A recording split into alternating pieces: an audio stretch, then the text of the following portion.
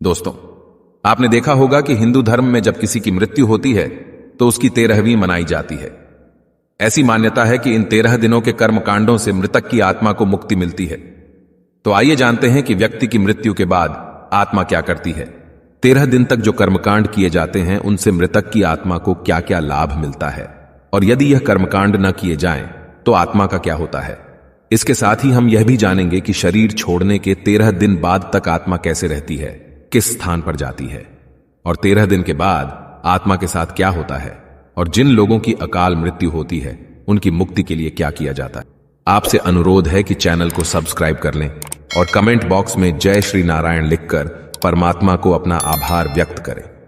दोस्तों, गरुड़ पुराण में बताया गया है कि मृत्यु के बाद आत्मा 13 दिनों तक उसी जगह पर रहती है जहां उसने शरीर का त्याग किया होता है।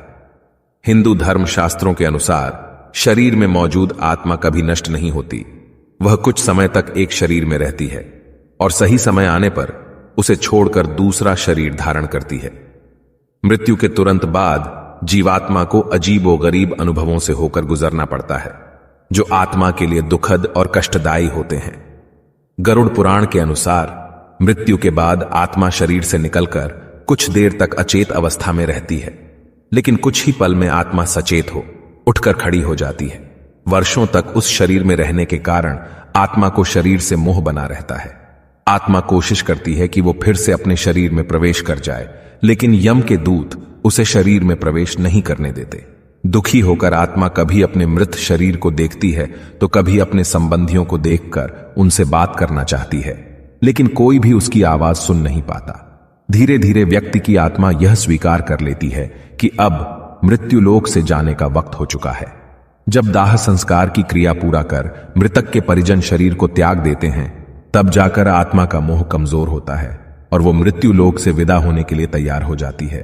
दोस्तों, गरुड़ पुराण में यह लिखा है कि मृत्यु के तुरंत बाद यमदूत आत्मा को लेकर यमलोक जाते हैं और कुछ प्रहर के बाद ही वापस मृत्यु लोक में छोड़ जाते हैं।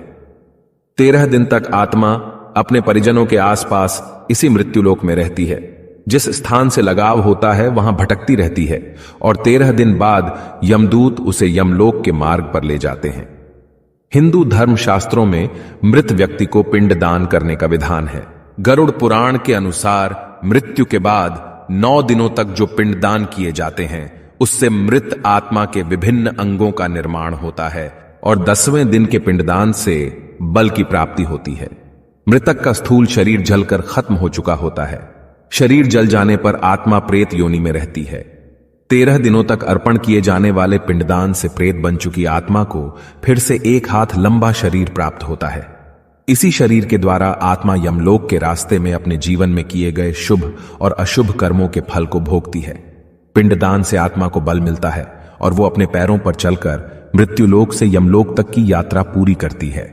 मृतक के परिजनों द्वारा जो पिंडदान किए जाते हैं वो ही मृतात्मा को भोजन के रूप में प्राप्त होता है। गरुड़ पुराण में स्पष्ट लिखा है कि जिस मृतक के नाम से पिंडदान नहीं किया जाता उसे प्रेत योनि में ही रहना पड़ता है। उसी प्रेत योनि में वह कई वर्षों तक निर्जन वन में दुखी होकर इधर उधर घूमता रहता है। उनका उद्धार नहीं होता। इसलिए मृतक की आत्मा की शांति के लिए पिंडदान बहुत जरूरी माना गया है। जिन व्यक्तियों की अकाल मृत्यु होती है, गरुड़ पुराण में उनकी आत्मा की शांति के लिए भी उनके निमित्त पिंडदान करने के लिए कहा गया है। यदि मृतक का शरीर उपलब्ध ना हो परंतु उसकी मृत्यु निश्चित हो चुकी हो, तब भी उसके निमित्त पिंडदान करने का विधान है। यजुर्वेद में कहा गया है कि शरीर छोड़ने के पश्चात जिन्होंने तप और ध्यान किया है वे देवलोक चले जाते हैं। कुछ सत्कर्म करने वाले भक्तजन स्वर्ग चले जाते हैं। स्वर्ग में वह देव बनकर अपने पुण्यों को तब तक भोगते हैं जब तक उनके पुण्य समाप्त न हो जाए।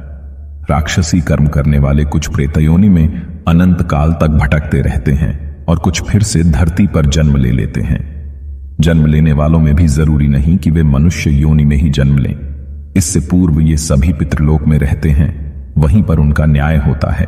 दोस्तों, इस पूरी जानकारी का सार यह है कि मृत व्यक्ति की आत्मा शरीर छोड़ने के तुरंत बाद पहले यमलोक जाती है और सिर्फ कुछ प्रहर बाद अपने मृत शरीर के पास वापस आ जाती है। इसके बाद पूरे 13 दिन तक इस मृत्युलोक में रहती है। 13 दिन के बाद आत्मा फिर से यात्रा शुरू करती है। यात्रा शुरू करते समय 3 अलग अलग मार्ग होते हैं। एक मार्ग स्वर्ग ले जाता है, दूसरा नर्क और तीसरा पितृलोक के लिए है।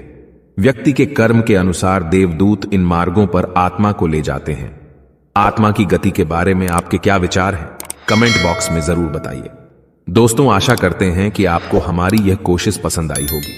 अगर हमारा प्रयास सफल रहा हो तो प्लीज वीडियो को लाइक कीजिए।